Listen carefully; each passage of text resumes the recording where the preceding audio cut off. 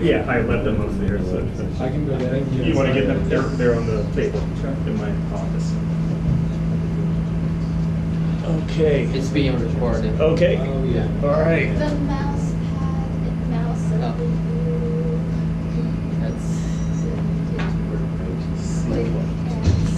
Hey guys, so I thought I had a different take on this lecture because it's a new course that Jim developed this year, and I thought that because we just changed our name to the Department of Pharmacology and Chemical Biology, that I would go in a much more chemical direction.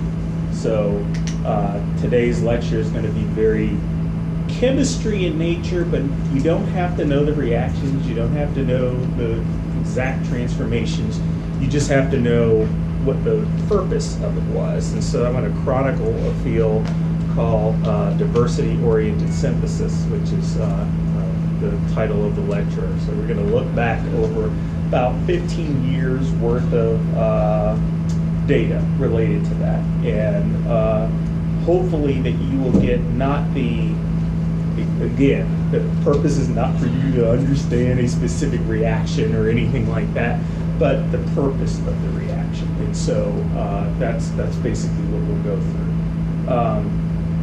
How do I advance? Mouse. On your left. Oh, this one. Left click. Did you turn? Maybe You have the- to turn the mouse down. on the bottom. Oh, is it on? Oh, it's not in.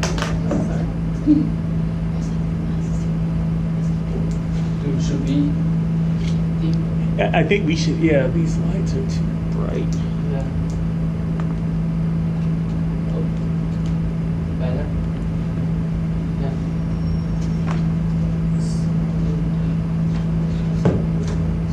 Not necessarily need this, right? Yeah. Use this. Okay, so, but can you see me? Do you need to see me? No, I mean, it's just. Oh, okay, it's for that. Yeah. Okay. Yeah, the pointer was. Okay, so this is what we're going to talk about today. What was the need for doing a different type of chemistry? And we're going to call it diversity-oriented synthesis, or DOS. So that's what you should take out of it today. And then how did it evolve? So whenever you come up with a new field, it squanders for a little while, then it kind of finds its way, and then it becomes efficient, I would say. And so there was a time where different thoughts on how to do this came into play, and so that's what we're going to go over that. So you should take that into account, that anytime a new field evolves, you're going to have a new way of thinking about it every week, maybe, and then there's going to be some evolution of that, and then the last thing is, well, I'll leave that to you. We don't have to discuss this, but where do we go in the future? Where does this field go in the future from here? So that'll be maybe something that we can talk about in the end. So, forgot I have to click here. So let's start with this. Why was there a need for a different type of synthesis? So why was there a need for a diversity-oriented synthesis?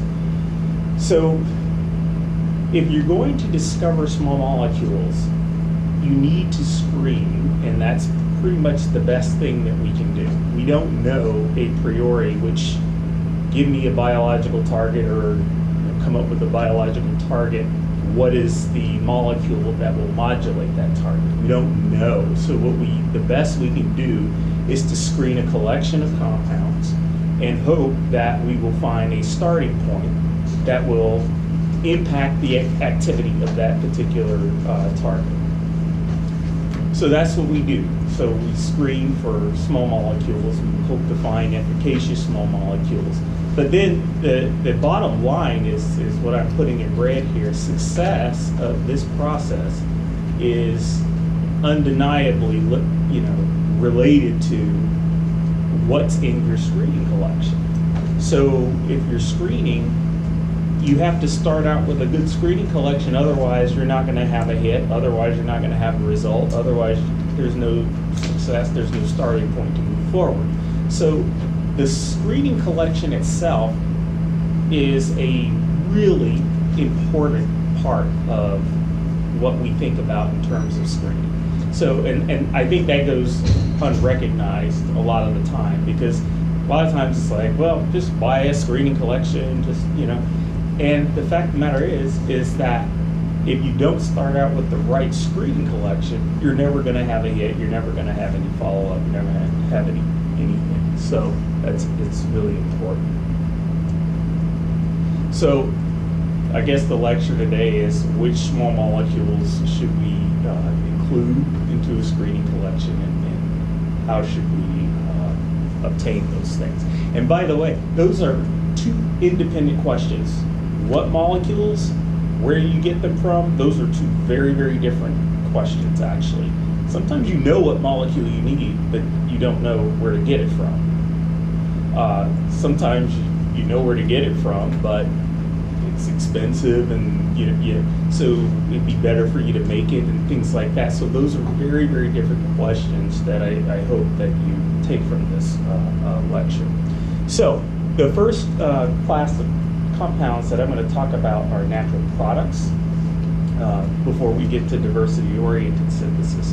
So natural products are compounds that come from or secondary metabolites that come from organisms on the earth, be they in the oceans or the jungles or wherever they come from, but they create these molecules because there is a evolutionary advantage for creating them. And the reason why they create them is that they bind to proteins. And so we found that these are an extraordinarily interesting class of compounds.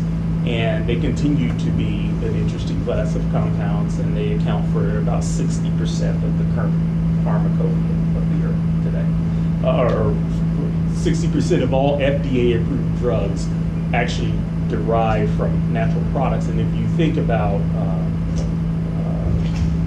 infectious diseases, it's probably 80%. So there's a reason why. We'll talk about that in a second. But anyway, natural products are extraordinarily interesting, and we love them. Here's an example of one of them. This is a compound called cyclopamine. It's a weird natural product in a sense that it's a terpene, which we'll talk about what that means. But anyway, it's an alkaloid. So typically compounds like this don't have nitrogen in them, but cyclopamine does. And cyclopamine has this weird phenotype, and maybe some of you have seen this, that it caused a cyclops. So sheep that eat this actually get this weird eye, one eye. The eye doesn't develop into two eyes. It stays at one. It stops the development of one eye developing into two. So cyclopamine does that, and it's a whole story of how this was determined, how this does this. But ultimately, it comes from this plant. So sheep